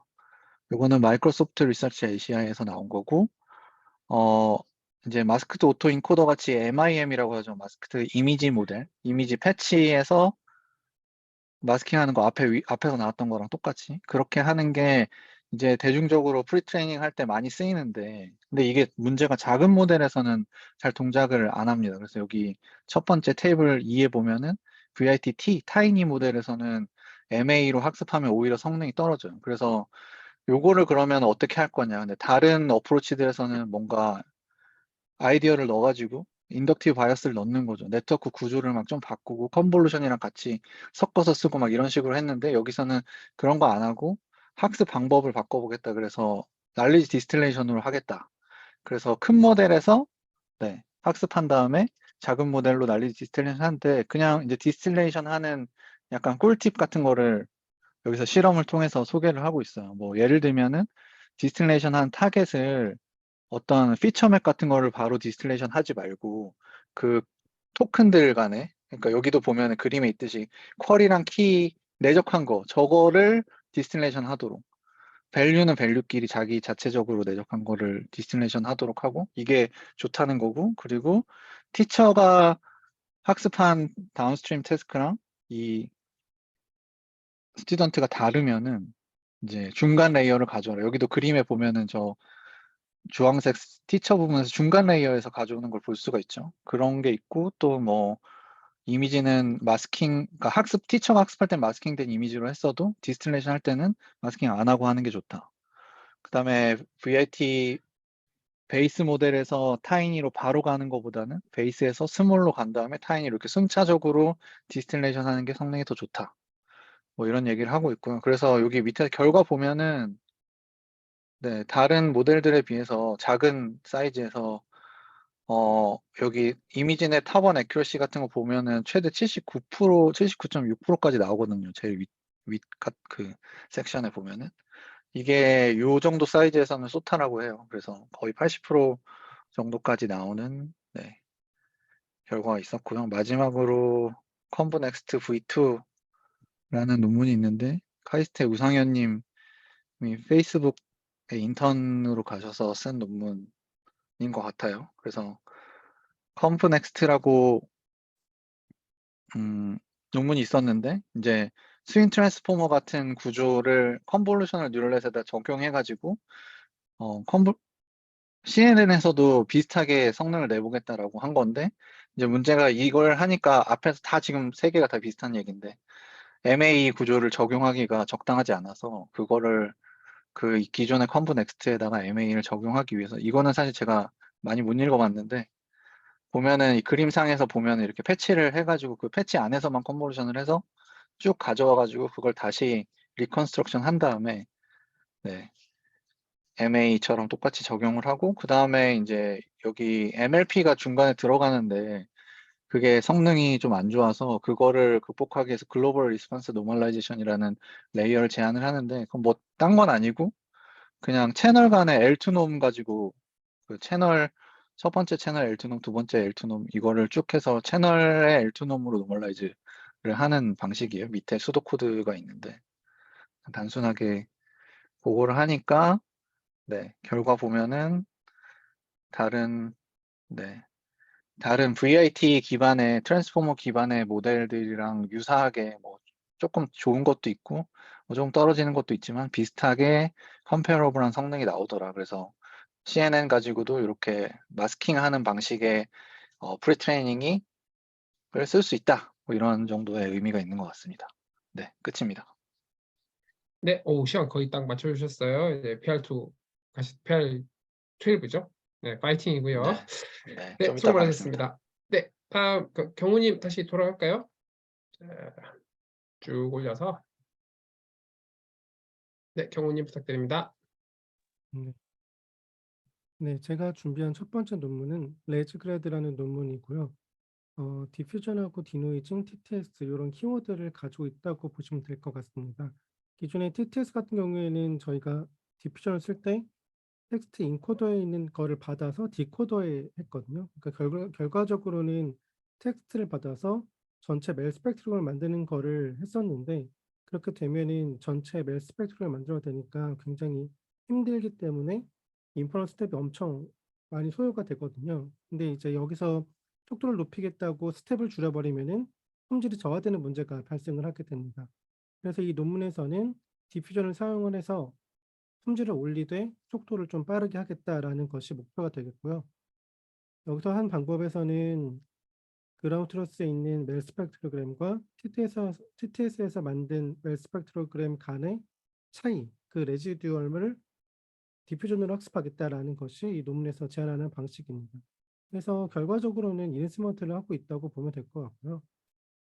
그림에서 보시는 대로 TTS에서 나온 TTS는 이미 학습이 되어야 되는 것들이고 프리트레인된 TTS를 가지고 나온 멜 스펙트로그램을 레지그레드라는 모듈을 이용해 가지고 리파인 시키는 방식을 하고 있습니다. 그렇게 되면은 이 스무디딩된 멜 스펙트로그램에서 없는 부분들, 조금 더 디테일하게 봐야 되는 부분만 이제 디퓨전을 해주는 거죠. 그러니까 이게 깊이서 필요가 없게 된다라는 것이 이 논문에서 말하는 거고요. 그래서 밑에 있는 결과들을 보게 되면은 페이스피치 2 같은 경우에는 논패럴하게 빨리 나오는 모델이라서 RTF가 굉장히 작은데 그레 TTS 50 같은 경우에는 디퓨전 모델인데 모스는 4.14로 굉장히 높지만 RTF가 굉장히 커졌죠. 그래서 레즈그레드랑 비교를 해보니까 LJ 스피치 같은 경우에는 싱글 스피커이기 때문에 모스가 거의 비슷하고 RTF가 레즈그레드 50이 여기서 제안하는 방식이 조금 더 빠른 걸 볼 수가 있는데 멀티로 가게 되면은 리브레 TTS나 VCTK 같은 멀티 스피커로 보게 되면은 모스가 레즈그레드가 더 좋다 이렇게 볼 수가 있고 여기에서 이제 스텝을 4개를 줄인 모델로 봤을 때도 그레드 TTS하고 견줄만 하다 이렇게 볼 수가 있을 것 같습니다. 그래서 속도를 높이면서도 품질을 높이는 속도를 줄이면서도 품질을 높이는 방식을 제안을 하고 있었습니다. 그랬고요. 대신에 좀 아쉬운 점은 디퓨전을 이용하게 되면은 어떤 스피치에 있는 되게 버라이어티한 이런 것들을 예측해 줬으면 좋겠다라는 거를 저희가 내포하고 있는데 그거는 배제한 채 그냥 품질만 높이는 것에만 썼다. 이런 게 좀 아쉬웠습니다. 그리고 그 다음 논문 같은 경우에는 이제 리듬을 모델링을 하고 그 다음에 멜로디를 만드는 태스크인데 바이트댄스에서 나왔고요. 기존에 리릭이 주어져 있고 이 텍스트에서부터 바로 멜로디를 만들면 좋은데 엔드투엔드를 만들려고 하다 보면은 당연히 데이터셋이 페어드 데이터셋이 되게 굉장히 많아야 됩니다. 그런데 뮤직 같은 경우에는 이런 페어드 데이터셋 만드는 게 굉장히 어렵거든요. 그래서 여기서 제안하는 방식은 우선 리릭에서 리듬을 먼저 만들고 그 다음에 리듬을 만든 다음에 이 리듬에다가 코드 진행을 넣어서 멜로디를 만들자. 그래서 이렇게 투 스테이지로 가는 방식을 제안을 하고 있습니다. 이 방식은 이전에 텔러 멜로디라는 논문이 있었는데 거기서도 리릭에서 어떤 뮤직 템플릿 같은 그러니까 코드 진행이라든지 이런 어떤 이런 악보에 있는 정보값을 넣어주고 그 뮤직 템플릿을 만든 다음에 뮤직 템플릿에서 멜로디를 만드는 작업이 있었거든요. 그거랑 거의 유사하긴 한데 여기서는 리듬을 만들었다. 그래서 좀 많이 나오는 것들이 여기서 말하는 실라벌하고 노트 하나 이렇게 매핑을 시켜가지고 여기 있는 글자 하나가 들어가면은 그거에 대한 노트가 하나가 이렇게 생기고 이렇게 만들어진다고 볼 수가 있고요. 여기서 밑에서 보면은 좀 특이한 점이 리릭을 넣어준 다음에 피겨 3를 보게 되면은 조금만 내려주시면 피겨 3를 보시게 되면 네, 피겨 3에 리릭을 넣어서 그 포스 그러니까 이게 품사죠. 품사 같은 거를 태깅을 먼저 한다고 합니다. 밑에 보면은 각각의 실라벌 밑에 이렇게 품사가 달려 있는 거거든요. 그래서 품사 태깅을 해가지고 이 실라벌하고 뭐 포님으로 바꾸겠죠. 그래서 포님열하고 이 품사하고 같이 넣어가지고 트랜스포머 인코더 디코더 태워가지고 리듬 요소들을 만들어주고, 그래서 뭐 발 시프트나 온셋이나 듀레이션, 온셋 시프트 이런 것들이 리듬을 나타내는 어떤 피처가 되겠는데 이거를 만들어 둡니다. 그래서 이거를 가지고 피겨 2를 보시게 되면은 네, 피겨 2에서 코드를 넣어줘서 리듬하고 같이 버무려 가지고 피치를 만들어주고 멜로디를 만들어주는 이렇게 2스테이지로 가는 거를 제안을 했습니다. 뭐 여기서 샘플은 없어가지고 좀 아쉬웠는데 평가 부분에서는 평가 부분이 좀 어렵거든요. 이런 것들이 어떻게 제너레이션 한 거를 평가를 할 것인지. 그래서 여기에서는 뭐 리듬적인 요소랑 뭐 하모니적 요소, 멜로디 아니면 전체적으로 들었을 때 어떻게 들렸는가 이런 식으로 4개 항목을 주고 각각을 모습 평가로 1에서 5점으로 해가지고 점수를 매겨가지고 테스트를 했다고 합니다. 그래서 기존의 베이스라인 같은 경우에는 품사 태깅이 없는 거를 베이스라인으로 두고 품사 태깅이 있는 거를 여기서 팝 멜로디라고 보면 되겠고 텔레 멜로디는 이전에 했던 연구들이고요. 그래서 비교를 해봤더니 품사 태깅을 넣는 것이 훨씬 더 좋아졌고 텔레 멜로디보다도 좋다는 걸 알 수가 있었고 대신에 이제 평가자들한테 물어봤대요. 어떠냐? 이렇게 물어봤는데 텔레 멜로디랑 여기서 말하는 팝 멜로디랑 둘 다 멜로디가 좀 이상하더라. 이런 얘기가 있었고, 그리고 이게 아무래도 가사로부터 만들어지다 보니까 너무 반복되는 구절이 많다 이런 평가가 있었다고 합니다. 그런데 텔레 멜로디 같은 경우에는 리듬이 이상하다라는 얘기가 있었는데 여기서 제안한 팝 멜로디 같은 경우에는 리듬이 이상하다는 얘기를 하지 않았더라. 이렇게 주장을 하고 있습니다. 그래서 이런 식으로 리렉에서부터 멜로디를 만드는 태스크를 제안을 한 논문이었습니다. 네, 그 경우님 질문 하나만 받고 갈게요. 그 네. 레스그라드에 이 N 있잖아요. 사랑 50. 그 N은 뭔가요? 어디요? 사람 옷이? 네. 사랑 50. 사람 네, 옷이. 50 있잖아요. 레스그라드에. 아, 네네네. 이 뒤에 숫자. 그게 그 디퓨전 때 스텝 있잖아요. 디퓨전 스텝이요? 이터레이션. 네, 예. 이터레이션. 그것 뜻하는 거거든요. 네, 디퓨전 스텝이랍니다. 핵수님. 네.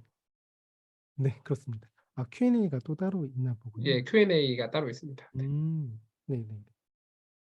네, 완료됐고요. 테이블 1에 거기 글이 적혀 있긴 합니다. 네. 그랬고, 데이터 사이트 같은 경우에는 아마 크롤링을 여기서 말하는 거는 이제 크롤링 해가지고 만들었다고 하는데요.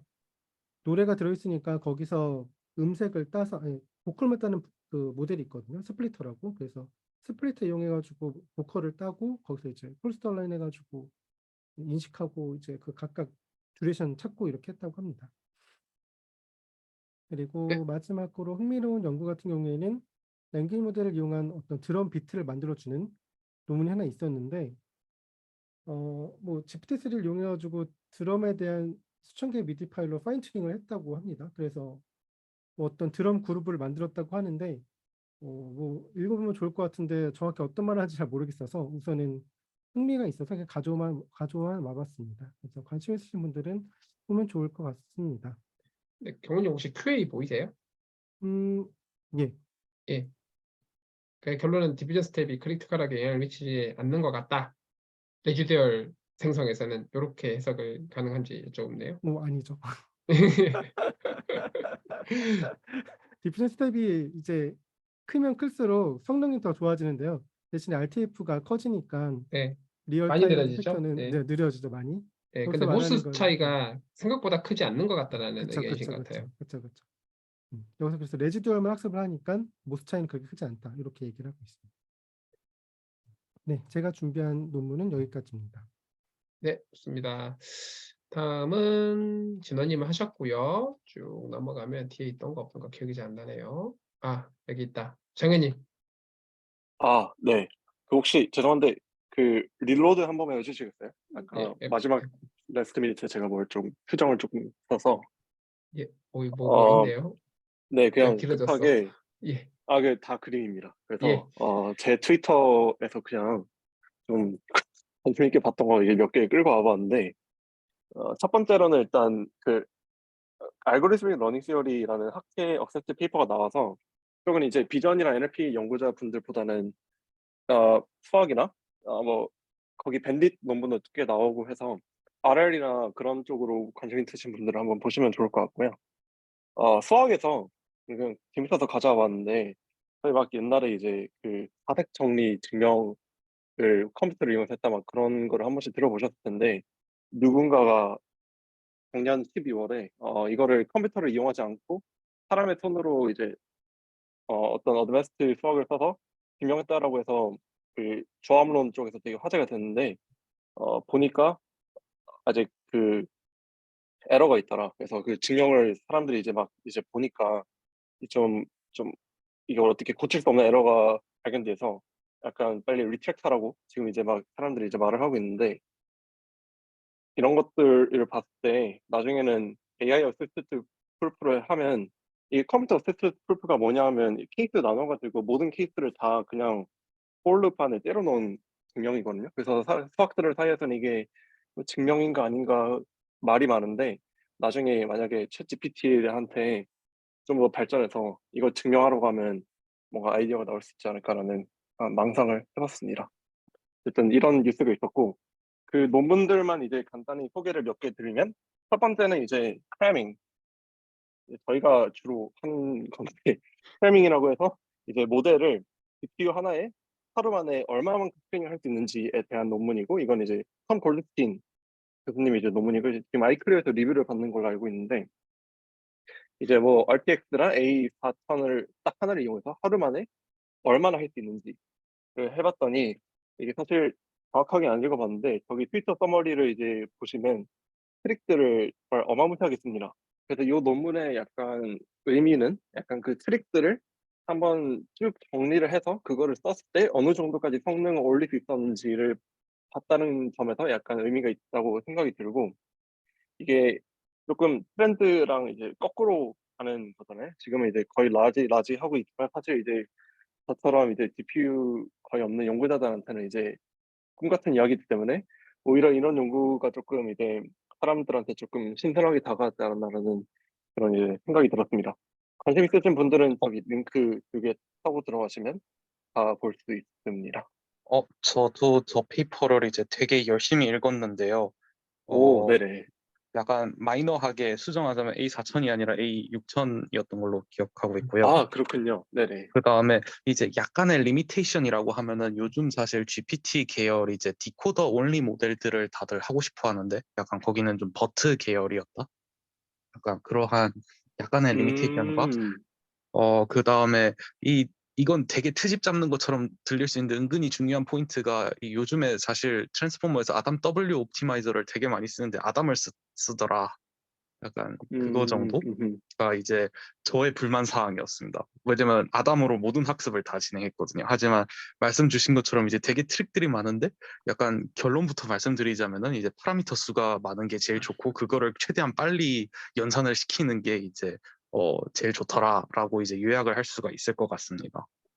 아, 그렇군요. 아, 네네. 저 사실 안 읽어봤거든요. 트위터만 좀 보고 했는데, 감사드립니다.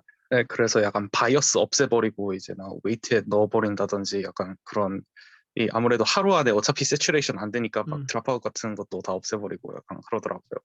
음, 이게 그러면 약간 읽어보셨으니까, 막, 이렇게, 물론 이제 연구의 입장으로서 약간 흥미롭긴 하지만, 실제 이제 프랙티컬 입장에서는 이게 그러면 아직 좀 실험 세팅 자체에서 약간 좀 문제가 있는 것처럼 보이네요. 아니 뭐 그런데 사실 트랜스포머 모델들의 이제 학습 패턴에 대해서 그래도 상당히 많이 배울 수 있는 것 같습니다. 이제 사실 사실 저도 이제 사실 기업에 있지만 우리도 이제 LLM 같은 거는 당연히 이제 학습을 할 수가 없고요. 사실 비전 트랜스포머는 이제 그래도 학습을 많이 하는데 약간 그러한 좀 애플리케이션에서 사실 생각보다 약간 바이어스라든지 그런 엑스트라 파라미터 같은 게 기존 생각보다 그렇게까지 효과가 크지 않다. 사실 저도 요즘에 MLP를 이제 좀 바꿔보는 걸 실험을 하고 있는데 은근히 효과가 없더라고요. 어, 네. 그래서 인사이트 감사드립니다. 그냥 약간 여기에서도 결론이 그렇고 그냥 어디에 있던지 간에 파라미터가 많은 게 제일 중요한 것 같더라. 그래서 그거를 맞추기 위해서 이제 다른 속도 느려지는 요소들을 그냥 없애버리더니 하루 안에는 그게 제일 잘 되더라. 약간 그게 포인트였던 것 같습니다. 물론 이건 순전히 저의 생각입니다. 그렇군요. 근데 뭔가 맞지 않을까? 맞는 것 같네요. 약간 하루 안에 세츄레이션을 시킬 수가 없어서 그런 것도 좀 강한 것 같고요. 그렇죠. 저는 개인적인 이제 경험상 이제 아담이랑 아담 W 차이가 되게 컸기 때문에 이 아담을 썼다는 게 좀 큰 불만 사항이긴 하지만 이거는 다른 분들은 얼마나 중요하게 보실지 잘 모르겠네요. 그 아담 W가 아담보다 추가 메모리를 좀 더 써야 되지 않나요? 이런저런 스테이트 저장하고 막 계산 다 하려고 하려면.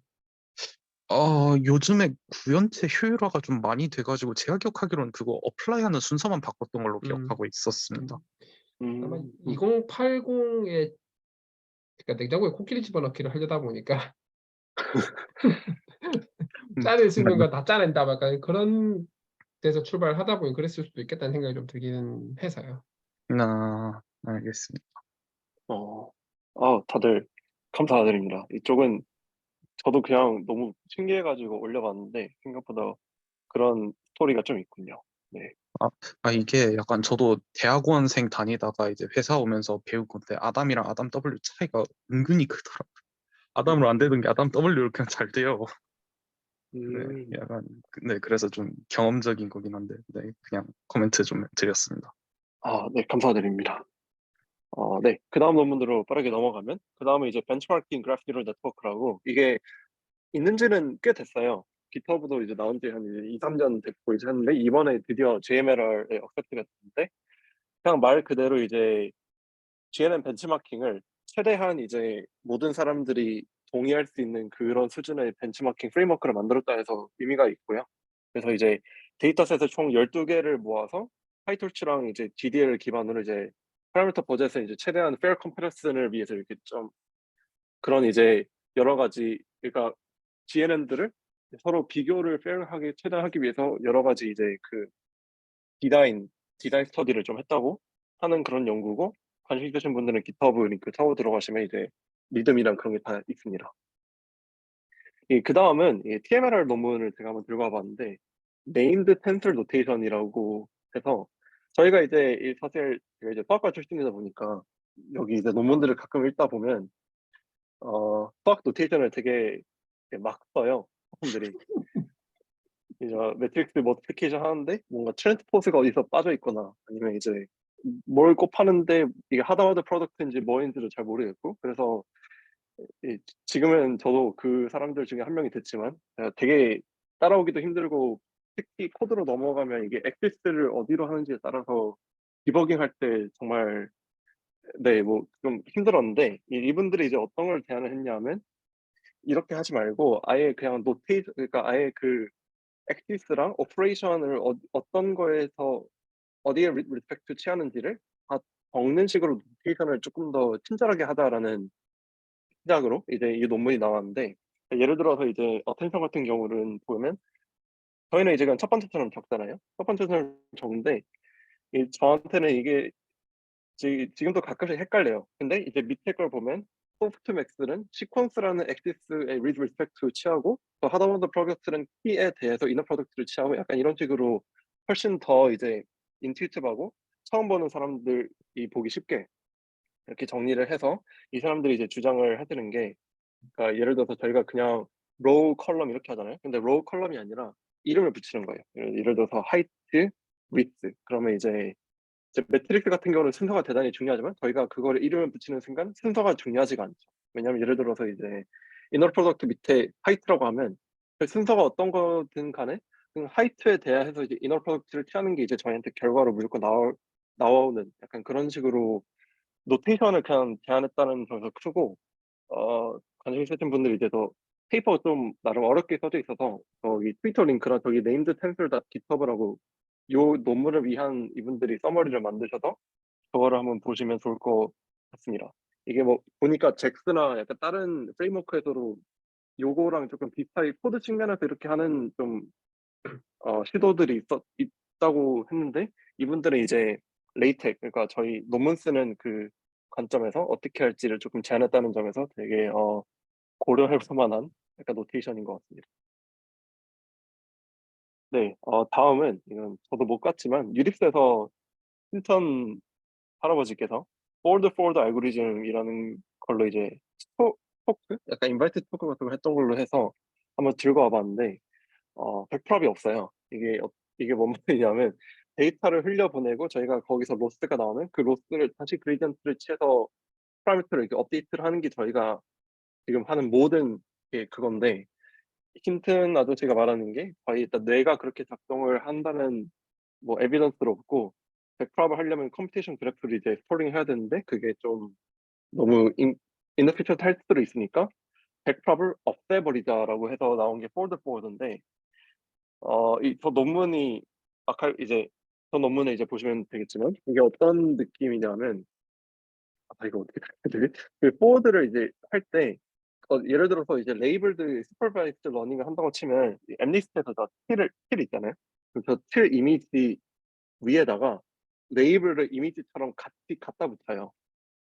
그러니까 틸이라는 데이터셋 그 픽셀 데이터셋이 있고 그 데이터셋 위에다가 여기 보면 10개의 그뭐 정사각형이 있는데 그중에서 7번째의 정사각형이 이제 색칠이 돼 있으면 그게 이제 레이블처럼 이제 작동을 하는 거죠.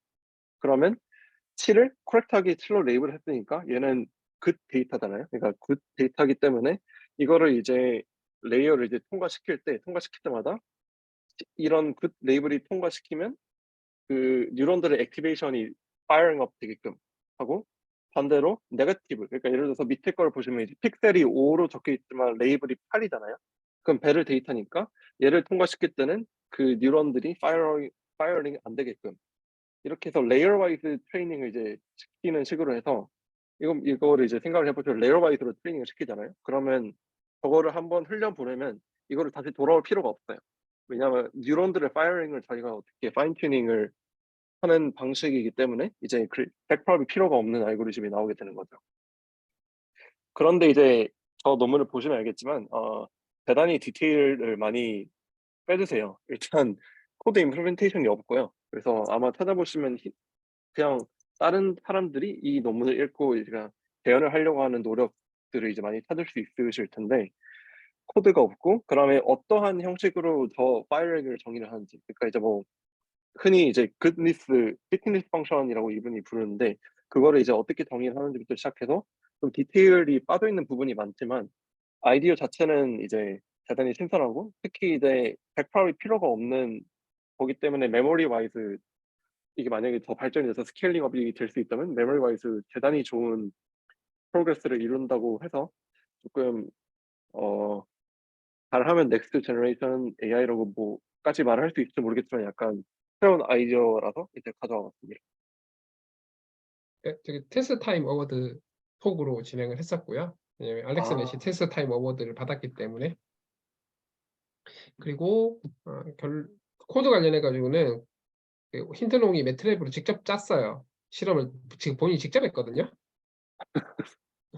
그래가지고 이것도 코드 공개를 안 했을 거예요. 막. 예. 매트랩으로 짰었군요. 예. 그래서 저기 튜토리얼 보면 나오는데 그래프들이 다 맨랩 그래프들이에요. 왜 맨랩 그래프인가 했더니 본인이 다 직접 코딩했다고 하더라고요. 대단하시네요. 그렇죠. 네. 지금도 코딩을 하시구나. 그렇죠. 존경할 만한 분입니다. 이 알고리즘의 프랙티컬 함과 이런 것과는 별개로 그쵸. 네. 한번 저는 그래서 기대를 약간은 하고 있어요. 어떻게 될지를 일단 한번 지켜보는 걸로 하고 이 다음은 이제 Editing Models with Task Arithmetic이라고 해서 워싱턴 대학교 플러스 알파 어딘지 까먹었는데 여기서 나온 이제 논문인데 보면서 되게 신기했어요. 이게 딱 그림 2개로 요약이 되는데 프리트레인드 모델 세타 프리가 있고 파인 튜닝을 하면 이제 움직이잖아요. 그 사이를 있는 벡터를 태스크 벡터라고 해요. 그러니까 예를 들어서 프리트레인 모델이 있어서 이미지에 대해서 트레인한 거는 태스크 벡터 이미지. 그다음에 뭐 NLP는 뭐 NLP 태스크 벡터 이런 식으로 벡터가 이루어지면 얘네들을 더하고 빼면서 모델을 에디팅한다는 게 이분들이 이제 주장하는 겁니다. 이게 뭔 말이냐면, 그러니까 예를 들어서 이제 GPT가 있는데 저희가 이제 아카데믹 데이터에 대한 클래시피케이션 태스크 1이 있고 다른 태스크 2가 있어요. 그럼 멀티 태스크를 할 거면 이 벡터 두 개를 더하면 그 태스크 두 개를 동시에 잘 할 수 있는 모델이 나온다는 거죠. 어디셔널 트레이닝이 필요 없이. 그러면 약간 예를 들어서 벡터를 뺀다. 이게 뺀다라는 거를 그냥 단순히 생각하면 이 태스크를 못하는 방향으로 간다. 그래서 실제로 이걸 어떻게 실험을 해봤냐면 GPT-2를 헤이트 스피치에 파인 튜닝 해서 그 리더팅 태스크 벡터를 뺐더니 톡식 제너레이션이 6배나 줄었다라는 결과를 리포팅을 했거든요. 그러니까 이 말은 헤이트 스피치의 태스크 벡터를 뺨으로써 거기에 대한 정보를 잃은 거죠. 어떻게 보면. 그러니까 이런 식으로 되게 웨이트 스페이스에서 다이렉트하게 그 에디팅을 하면서 이제 모델을 컨트롤할 수 있다는 거에서 대단히 저는 논문을 읽은 건 아니지만 대단히 재밌게 이제 트위터를 봤고요. 한번 이거는 아이클리어에서 이제 리뷰 중이지만 한번 조만간 읽어보면 대단히 재밌지 않을까라는 생각이 듭니다. 정현님, 저 질문 있습니다. 아, 네네. 그러면 이제 웨이트들을 이제 직접 산술 양산한다라는 거잖아요. 네네, 파인튜닝에 그쵸. 대해서. 그러면은 같은 모델 아키텍처를 통해서 서로 다른 데이터를 학습한 모델 간에만 적용이 가능한 건가요? 일단 그러니까 뭐 약간 다른 모델에 대해서도 이게 가능한지를 여쭤보시는 건가요? 뭐 예를 들어서 이제 레지넷 같은 경우도 레이어를 몇 개나 쌓았는지, 뭐 트랜스포머도 마찬가지고 이제 그런 것들이 있을 거잖아요. 네네네. 그런 경우에 대한 어떤 산술에 대한 가이드 같은 건 혹시 없었나요? 아, 있으면 치트키해야 될 것 같아가지고요. 예. 일단 사실 이 논문을 제가 읽은 건 아닌데 그냥 단순히 생각했을 때 일단 저 사이 산술 연산이 가능하려면 디멘션이 맞아야 돼서 같은 모델이어야 되지 않을까라는 생각이 들지만 약간 뭐 예를 들어서 디스틸레이션 관점에서 큰 모델이 있어서 먼저 태스크 벡터를 정의하고 그 중에서 이제 거기서 작은 모델을 이제 꺼내오면 그 태스크 벡터의 일부분만 꺼내서 나오면 뭔가 되지 않을까라는 상상을 해볼 수는 있는데 그 부분은 아마 이 논문에서는 제가 알기로는 적어도 같은 모델을 기반으로 뭔가 이렇게 산술 연산을 한 걸로 제가 이해를 했습니다. 아유, 감사드립니다. 네. 네, 제가 뭘 또 했었나요? 그렇군요. 그리고 이제 마지막은 이거는 이제 AI가 아닌 페이퍼인데요. 네이처 2023년 커버를 장식한 논문입니다. Papers and patterns are becoming less disruptive over time.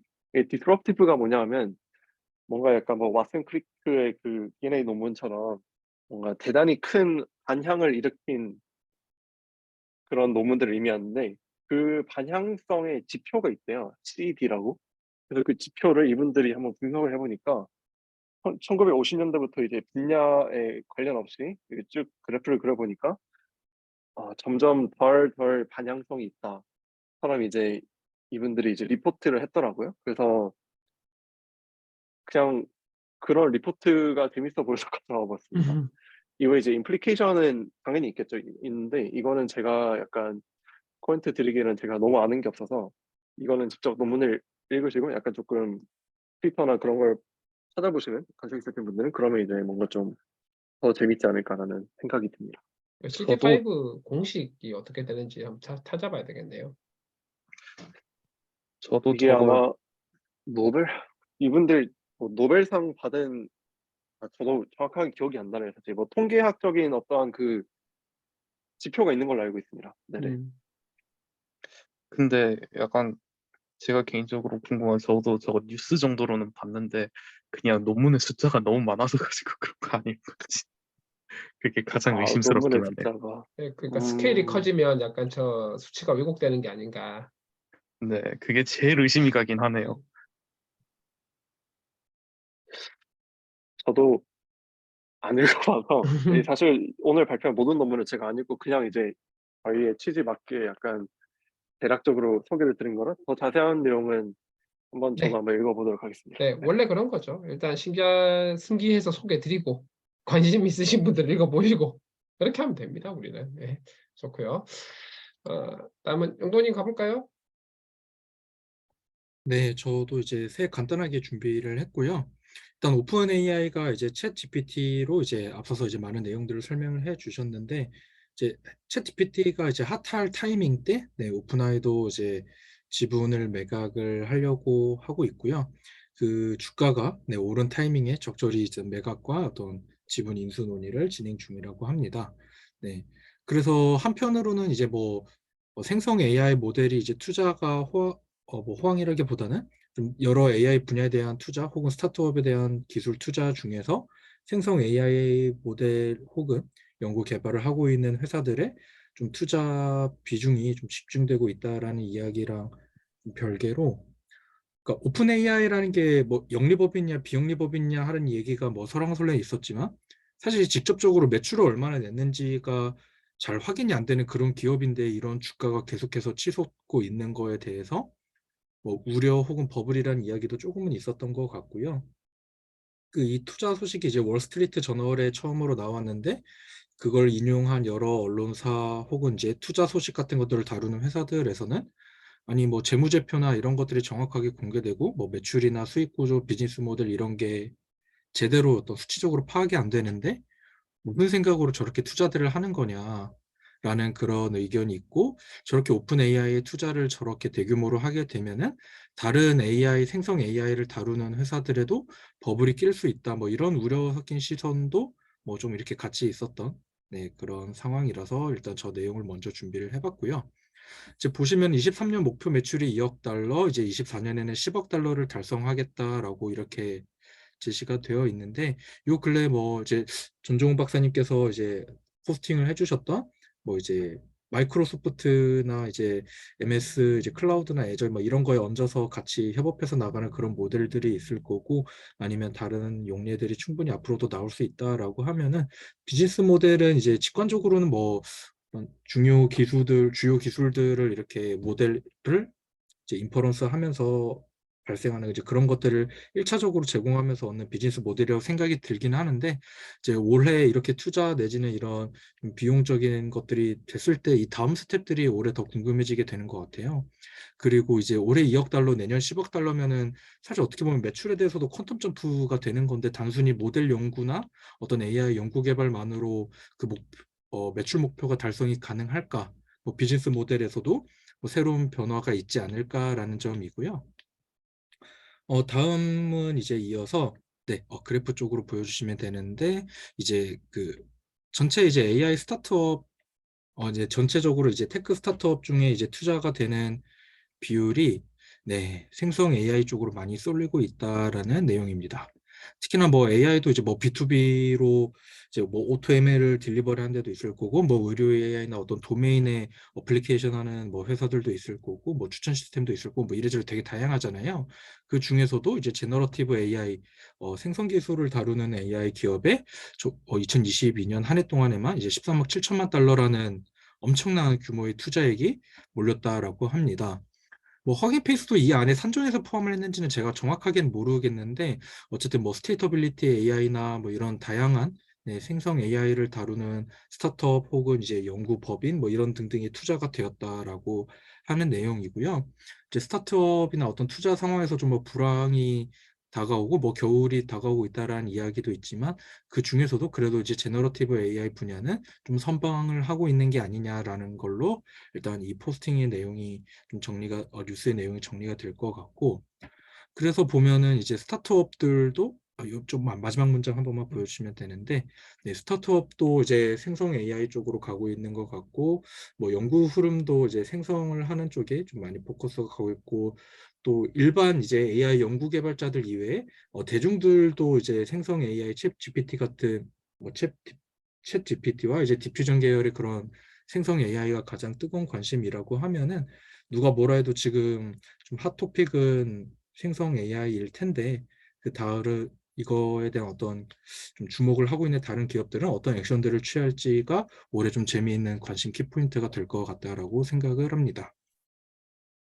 네, 그래서 이제 하정우 소장님 올해 마지막 이제 작년 마지막 회고 때 이제 이미지나 어떤 또 생성 모델 쪽에서 좀 더 연구 개발 해봤으면 하는 그런 아쉬움을 또 한 문장 적어 주셨었잖아요.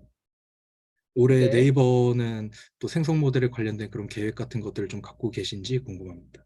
공개 가능 저희가 선에서. 예, 네. 라지 랭귀지 모델 혹은 라지 AI는 계속 가는데 여기서 보시면은 그러니까 생성된 컨텐츠가 다시 학습에 들어가는 게 위험한 이슈인가요? 신테틱 AI 자체가 새로운 비즈니스 모델로 뜨고 있잖아요. 프라이버시 이슈가 있을 수도 있고, 사실 프라이버시 이슈까지 가지 않아도 그 지금 라지 랭귀지 모델 같은 경우에 많은 활용처는 데이터 오그멘테이션용으로 활용을 하거든요. 특정 시나리오 데이터를 사람이 만들기 쉽지 않을 때, 기술적으로 어려울 수도 있지만 비용이 너무 많이 들 때, 이럴 때는 랭귀지 모델 써가지고 엄청 데이터 많이 오그멘테이션 한 다음에 활용을 해요. 혹은 최근에 스테이블 디퓨전들 파인 튜닝 하는 메서드들 보면은 GPT-3 가지고 인스트럭트 만들어서 오그멘테이션 뻥튀기 막 해가지고 쓴단 말이죠. 그래서 이거 자체가 문제가 되냐? 다만 바이어스 쪽만 이렇게 쏠리지 않도록 그렇게 컨트롤하면 되는 게 아닐까라는 생각을 합니다. 오히려 저는 신테틱 데이터를 활용한 어떤 데이터 부족 문제 혹은 프라이버시 문제를 해결하는 게 또 한 가지 큰 비즈니스 방향이 아닌가라고 생각을 하고 있고, 뭐 가트너 하이퍼사이클에도 명확하게 신테틱 데이터 혹은 이런 쪽 비즈니스가 굉장히 핫합니다라고 전도유명합니다라고 나오고 있기도 하고요. 네, 물론 이제 여쭙던 거는 이제 앞에서 이제 그냥 어떤 생성 AI 연구에 대한 거였고, 다음 토픽으로 이제 설명드리고 넘어가려고 했는데 네, 바로 답변을 네, 해주셨네요. 그러니까 다음 거 토픽도 그럼 마저서 설명을 드리면은 네, 말씀해 주신 것처럼 AI가 생성한 어떤 이미지나 텍스트를 예를 들어서 이제 구글 검색이나 어떤 포털에서의 검색으로 이제 그런 산출물들이 나온 것들을 바로 크롤링해서 이제 모델 학습의 인풋으로 들어가는 것이 적절하냐에 대한 논의이긴 했는데, 말씀 주신 것처럼 그러니까 이게 신세틱으로 이제 통제된 환경에서 잘 검수해서 넣은 거랑 이제 무작위로 어떻게 크롤링해서 이제 검색된 결과들을 넣는 거랑은 이게 다르다라는 내용들도 있었어요. 그래서 이제 네이버가 이제 아무래도 블로그나 이제 카페나 이제 이런저런 이제 포털에서도 되게 많은 데이터를 취합을 하시니까 좀 어떤 그 검수나 이런 것들을 따로 이제 진행을 하시는지, 아니면 데이터 퀄리티로 뭐 생성된 AI가 생성한 것들에 대해서도 뭐 체크를 하시는지를 궁금했었습니다. AI가 생성한 데이터 여부가 태그가 달려 있지 않으면 사람이 일일이 그 여부를 체크를 하기 쉽지 않고요.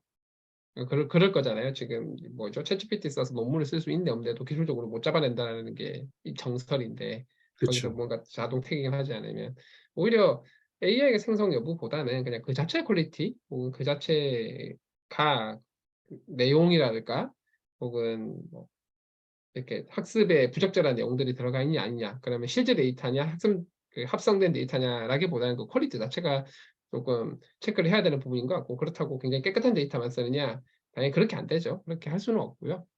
그래서 어떤 굉장히 이 퍼포먼스를 떨어뜨릴 만한 요소의 여부가 중요한 것 같아요. 적어도 프리트레이닝 하는 거에 대해서는 파인 튜닝 이게 완전 다릅니다. 뭐 인스트럭터 러닝이나 파인 튜닝은 정말 양질의 데이터 써야 되고요. 그게 아니라 프리 트레이닝용은 훨씬 더 바가 낫겠죠. 이게 쓰면 안 되는 데이터만 빼고 한다. 약간 이런 느낌으로 보시면 될 것 같아요, 지금. 저 그리고 동현님께도 이제 또 궁금했는데, 그러니까 네네. LG라는 이제 전사의 그룹에 이제 서빙되는 코어 모델이잖아요. 파운데이션 모델이 엑사원인데, 네네. 그런 서로 다른 도메인이나 이런 거에서도 모델이 적용된 것들이 또 다시 들어가는 거에 대해서는 동현님 혹시 어떻게 생각하시는지 여쭙고 싶습니다. 서로 다른 도메인이 적용된다는 게 제가 잘 이해가 안 돼서 다시 한번 설명해 주시겠어요? 그러니까 제가 이제 모델 이해하기로는 산출물들이 되게 예, 다양한 형태일 거잖아요. 네네네. 네, 그런 것들을 또 그대로 뭐 활용을 하시거나 아니면 그냥 이렇게 인퍼런스 된 상태로 그냥 서비스 된 사례로 그냥 이어가시는지. 그러니까 사실 데이터에서 이제 AI로 생성한 그 신세틱 데이터를 그대로 혹시 활용을 하시나요?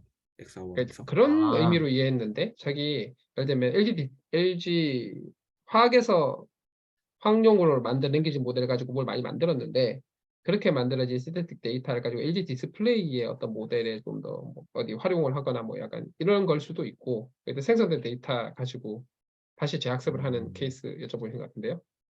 네, 약간 그런 의미입니다. 예. 그거는 일단 제가 알기로는 그런 경우는 아직 없고요. 뭐 이게 사실은 저희가 좀 그 보안이 좀 그 민감해가지고 제가 뭐 어디까지 얘기해야 될지 잘 모르겠는데 네, 공개 가능한 무리하시면 안 선에서 됩니다. 예, 예, 무리하시면 안 됩니다, 여러분. 예, 녹화됩니다. 네, 예. 네, 녹화하고 있어요. 예, 근데 뭐 아직 센시티브 데이터에 대해서 뭐 크게 저희가 뭐 일단 계열사가 어떻게 하고 있는지는 저는 잘 모르겠고요.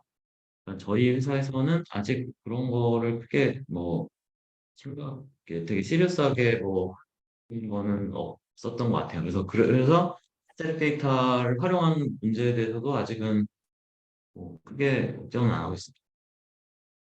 네, 감사드립니다. 네, 네. 저희 같은 경우는 케어콜 있잖아요. 어르신 안부 묻는 전화. 네. 그거가 전형적인 데이터를 생성 모델로 만든 다음에 다시 재학습 시킨 거거든요. 포지티브 케이스랑 네거티브 케이스를 생성 모델 가지고 만들어요. 그리고 그걸로 다시 파인튠을 하든 뭘 하든 해서 지금 서비스가 나가는 거로 보시면 되고, 이거 논문 나와 있어요. 케어콜 논문이.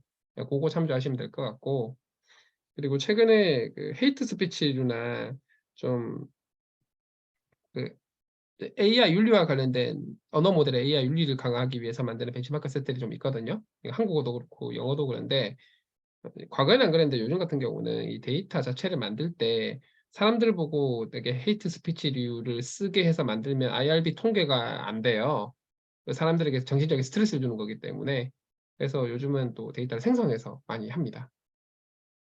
대신에 레이블링을 사람들이 검수를 하거나 달거나 이렇게 많이 하죠.